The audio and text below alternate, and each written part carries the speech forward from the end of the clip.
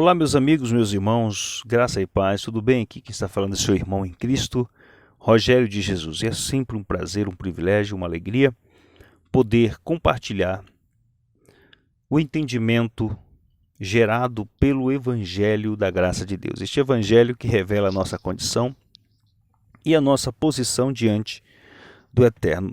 Senhores, nós estaremos falando aqui sobre um assunto e será um assunto breve, não vou me aprofundar muito, não neste vídeo, provavelmente no próximo vídeo, ou nos próximos vídeos nós estaremos trazendo aqui muitos versículos para fundamentar esse entendimento. Acredita-se que a lei dada no Sinai é uma lei que foi dada a toda a humanidade.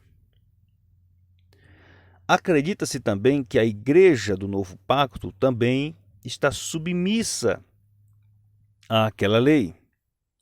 Acredita-se também que aquela lei está em vigor até hoje. E quem afirma isto, quem ensina desta forma, são líderes, são pastores, são teólogos, são bacharéis em teologia, doutores em divindade e etc. e tal. Por conta desse tipo de ensinamento, muitos filhos de Deus, os que estão sobre a estrutura denominacional, acreditam da mesma forma. Não é à toa que muitas pessoas insistem em querer praticar os ritos oriundos do judaísmo primitivo. Claro que por trás de tudo isso existe a influência católica, porque foi a Igreja Católica que deu um tapa no visual e colocou no seio da igreja os ritos, os cerimonialismos, né? Os rituais, obviamente, e as pessoas seguem esses ritos, praticam essas coisas acreditando que deve ser assim. Algumas dessas coisas são extraídas de onde? Daquela estrutura legalista que compunha, que fazia parte da aliança, da primeira aliança que foi feita entre Deus e o povo de Israel. Então a primeira coisa que eu tenho que entender, que você tem que entender, é que aquela aliança feita no Sinai não foi feita à humanidade. Você tem que entender isso. E não sou eu quem estou falando. São as escrituras que apontam isso. São as escrituras que falam sobre isso. A lei dada no Sinai foi dada aos filhos de Israel. Eu sempre estou falando isso nos meus vídeos, nos meus conteúdos. Se aquela lei, se aquela estrutura legalista, se aquele concerto, se aquela aliança era uma aliança feita entre o Eterno e Israel, onde os gentios, onde a humanidade entram nela. Se aquela aliança foi uma aliança feita entre Israel e o Eterno, onde a igreja da nova aliança entra. Você consegue entender que existe uma deficiência muito grande por parte dos que se dizem detentores do conhecimento das Escrituras, destes que passam anos e anos dentro dos seminários, né? E quando terminam aquele curso, eles, né? É uma crítica. Isso aqui é uma crítica de fato. Existe uma soberba, um orgulho por ter concluído tudo aquilo, aquele curso. Mas quando você vai para as Escrituras, você percebe que não adiantou passar 3, 4, 5 anos estudando e não ter entendido exatamente aquilo que diz as Escrituras, que apontam para a nova aliança, que apontam para os feitos de Cristo, que apontam para o novo pacto, um pacto de superiores promessas. Não adiantou. As Escrituras revelam isto. Vejam, eu gostaria de apresentar para você uma leitura que é muito usada pelos religiosos para dizer que Jesus ele não veio abolir a lei, né? Jesus não veio abolir a lei de Moisés. Agora veja só. Capítulo número 5 de Mateus, versículo 17 e 18. Não entendo de modo errado a razão da minha vinda. Não vim abolir a lei de Moisés e as advertências dos profetas. Eu vim para cumprir a lei. Eu afirmo a vocês, enquanto existirem céus e terra, a menor letra ou o menor traço da lei continuará de pé, até que seu objetivo seja alcançado. Essa leitura, obviamente, é usada para dizer que a primeira aliança, que a lei dada no Sinai por intermédio de Moisés, está de pé até hoje. A primeira coisa que eu tenho que entender quando eu leio isso aqui é: que público era aquele que estava ouvindo Jesus? Jesus estava falando com quem? E por que ele disse aquilo? Quando você olha, pelo menos numa visão panorâmica, você percebe que Jesus está diante de um público que não cumpria a Torá, que não cumpria a lei. Eram cumpridores das tradições dos anciãos, das tradições da religião judaica. Em nome daquela tradição, em nome daquela religião, esses líderes aqui do texto criaram cargas e jogaram nas costas das pessoas que dependiam daquela religião para entender o mínimo possível daquilo que constava na lei. Lei esta que por eles eram ignoradas. Então vejam, Jesus ele veio para cumprir o que os religiosos da época não cumpriam. Jesus veio para viver de forma plena aquilo que aqueles homens não viviam. Então Jesus, nesse contexto, ele está dizendo uma coisa real. Ele veio para cumprir. A pergunta é, ele cumpriu ou não cumpriu? Vejam que quando se fala em 10 mandamentos, tem até uma novela na Record chamada 10 Mandamentos, que eu não vou falar sobre isso.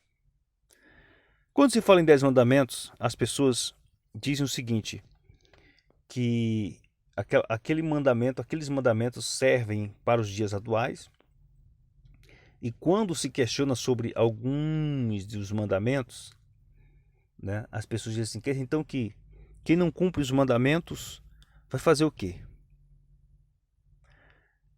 Quem fala isto não entende que aqueles mandamentos, na verdade, era uma espécie de resumo, porque os judeus não tinham apenas 10 mandamentos. Eram 613 ordenanças, 613 mandamentos extraídos. Eu até diria que existe bem mais do que isso, né?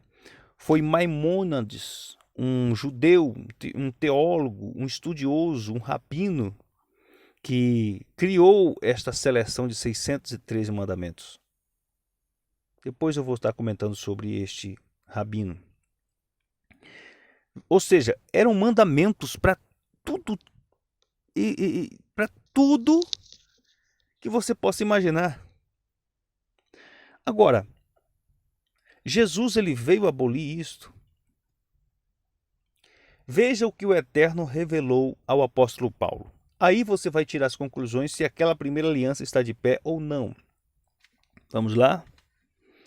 Aos Gálatas, capítulo de número... Deixa eu ver aqui. Aos Gálatas. Vamos lá.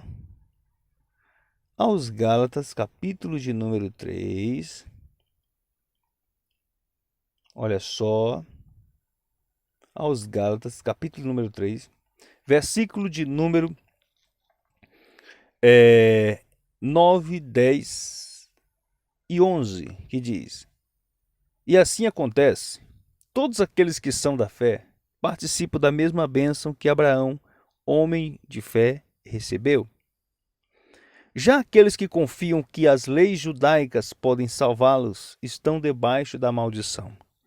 Pois as Escrituras dizem, maldito todo aquele que em qualquer tempo quebrar uma só das leis que estão escritas no livro da lei. O apóstolo Paulo está citando Deuteronômio aqui. Então vejam só. Os que estavam debaixo daquela lei, daquela estrutura legalista, daquela constituição, estavam sob a maldição da lei por quê?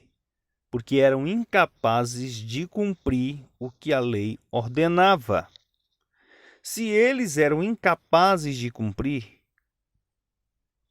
como nós, como os gentios, como a igreja teria condição de cumprir, sendo que nós não cumprimos nada daquela estrutura de lei? Então, se nós estivéssemos debaixo daquela estrutura, eu estou me colocando aqui, mas eu entendo que aquela lei não foi dada aos gentios, e nem tampouco à igreja. Mas eu estou me colocando aqui. Então, se eu estivesse debaixo daquela estrutura, eu estava ferrado. Porque aquela lei era uma lei que lançava sobre os que não conseguiam cumpri-la maldições. Então veja só, se Cristo veio e não arrancou, porque o mesmo texto, olha só, versículo de número 13 vai dizer assim: entretanto Cristo nos comprou e nos redimiu da maldição da lei, quando se tornou maldição em nosso lugar. Então, se aquela lei está de pé, significa dizer que Cristo não redimiu os judeus que estavam debaixo daquela lei das maldições da lei. Consequentemente, se Cristo não conseguiu redimi-los, resgatá-los das maldições da lei, significa dizer que Cristo morreu em vão. E agora, senhores, como resolver isso? Como vocês resolvem essa equação? Vocês dizem que são salvos.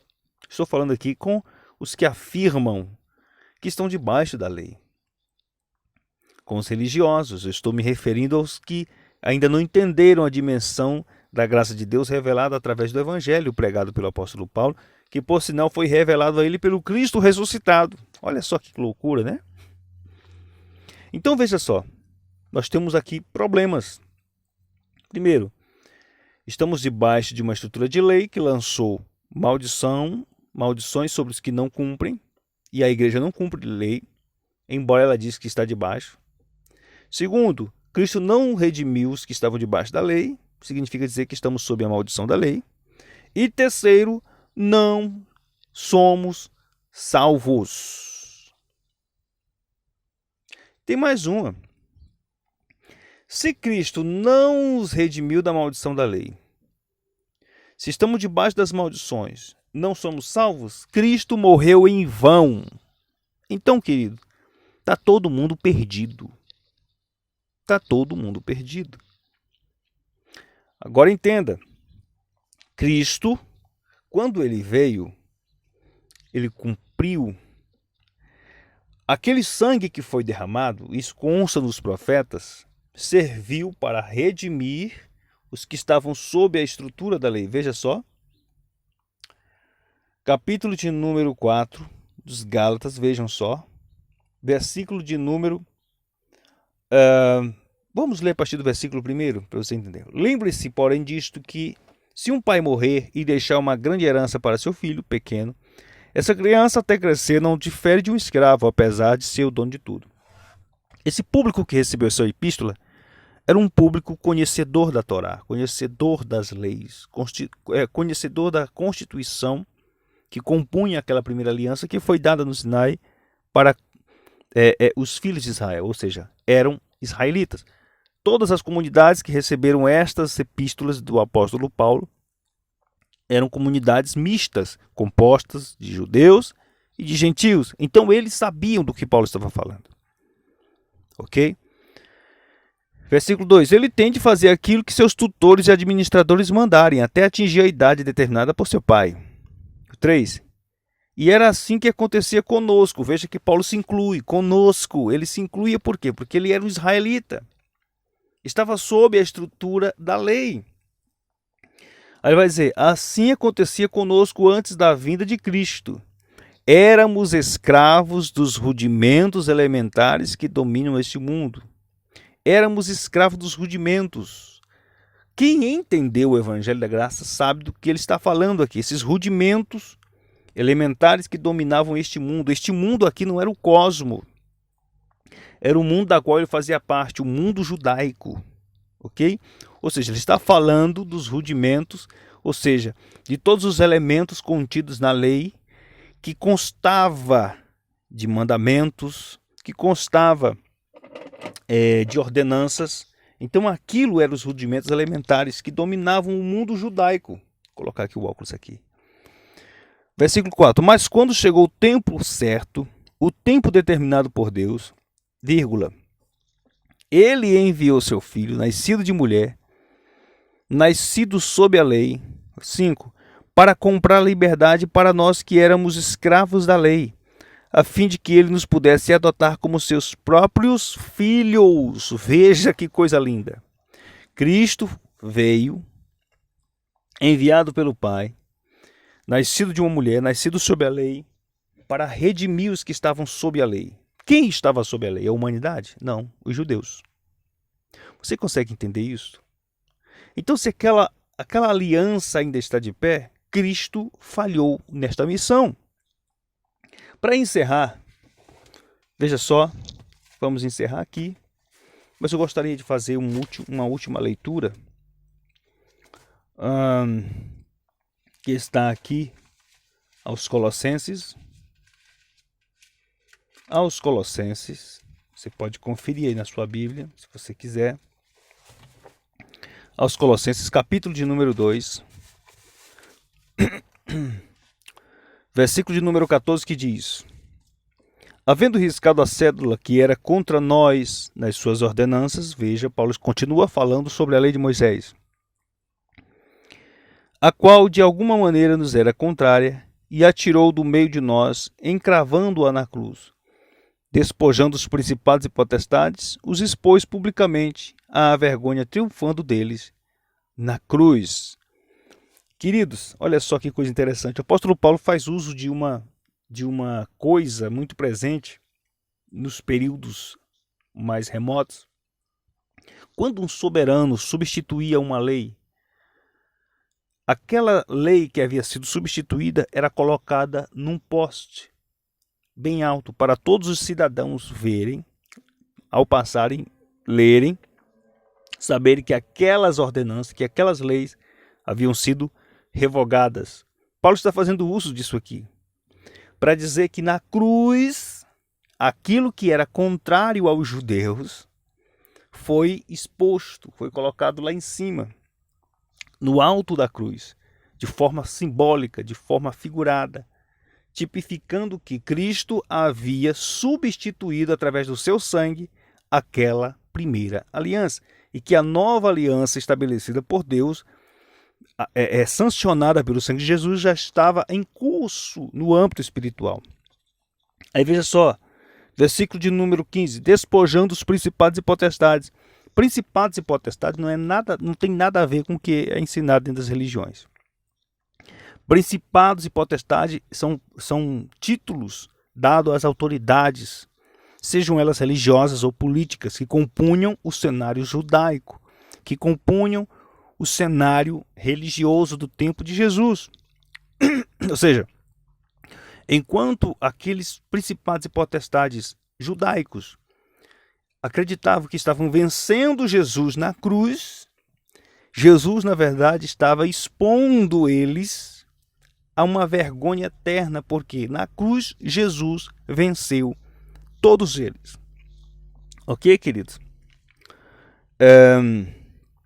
Verso contrário, os expôs publicamente à vergonha, triunfando deles na cruz. Portanto, ninguém nos julgue pelo comer ou pelo beber, ou por causa dos dias de festa, ou da lua nova, ou dos sábados. Veja, que eram elementos contidos na primeira aliança, da qual os judeus estavam submissos. Queridos, eu quero terminar por aqui, são quase 20 minutos. Eu quero agradecer a Deus pela sua vida. Se você puder, compartilhe, dê like. Você que não é inscrito, se inscreva. Eu tenho certeza que você vai estar cooperando muito com o nosso canal. Que a graça de Deus permaneça na sua mente e no seu coração.